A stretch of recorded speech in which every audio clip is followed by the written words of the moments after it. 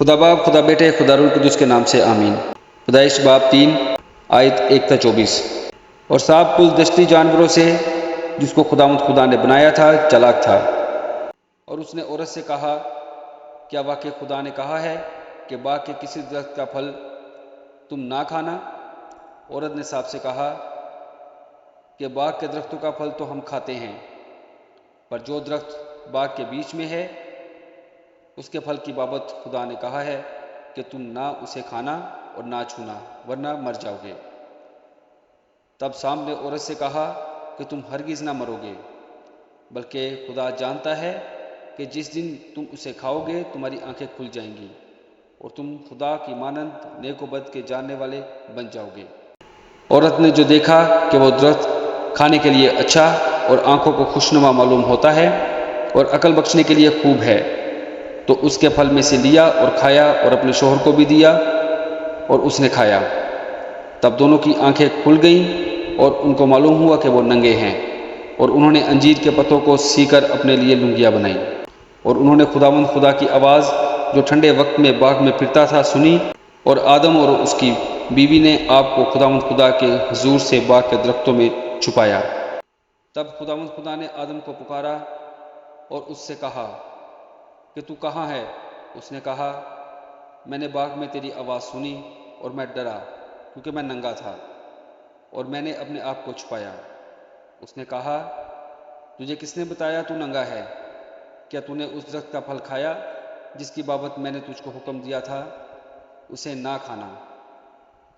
آدم نے کہا، جس عورت کو تو نے میرے ساتھ کیا اس نے مجھے اس درخت کا پھل دیا اور میں نے کھایا۔ تب خدا نے عورت سے کہا کہ تو نے یہ کیا کیا؟ عورت نے کہا کہ سانپ نے مجھے بہکایا تو میں نے کھایا۔ اور خدا نے سانپ سے کہا، اس لیے کہ تو نے یہ کیا تو سب چپائیوں اور دشتی جانوروں میں معلوم ٹھہرا، تو اپنے پیٹ کے بل چلے گا اور اپنی عمر بھر خاک چاٹے گا، اور میں تیرے اور عورت کے درمیان اور تیری نسل عورت کی نسل کے درمیان عداوت ڈالوں گا، وہ تیرے سر کو کچلے گا اور تو اس کی ایڑی پر کاٹے گا۔ پھر اس نے عورت سے کہا کہ میں تیرے درد حمل کو بہت بڑھاؤں گا، تو درد کے ساتھ بچے جنے گی اور تیری رغبت اپنے شوہر کی طرف ہوگی اور وہ تجھ پر حکومت کرے گا۔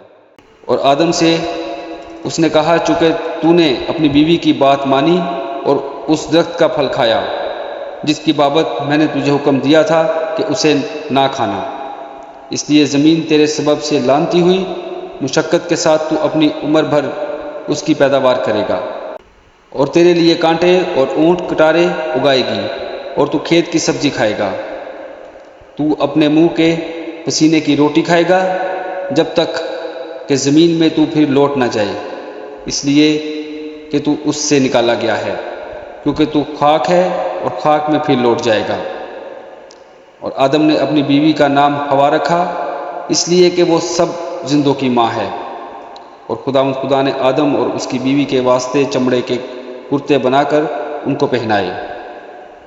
اور خدا نے کہا، دیکھو انسان نیک و بد کی پہچان میں ہم سے ایک کی مانند ہو گیا، اب کہیں ایسا نہ ہو کہ وہ اپنا ہاتھ بڑھائے اور حیات کے درخت سے بھی کچھ لے کر کھائے اور ہمیشہ جیتا رہے۔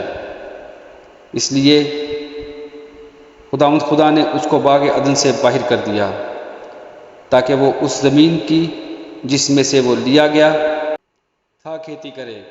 چنانچہ اس نے آدم کو نکال دیا اور باغ عدن کے مشرق کی طرف کروبیوں کو اور چوگرد گھومنے والی شولہ زن تلوار کو رکھا کہ وہ زندگی کے درخت کی راہ کی حفاظت کریں۔ آمین۔ خدا کے پاک کلام پڑھے اور سن جان پر خدا کی برکت ہو۔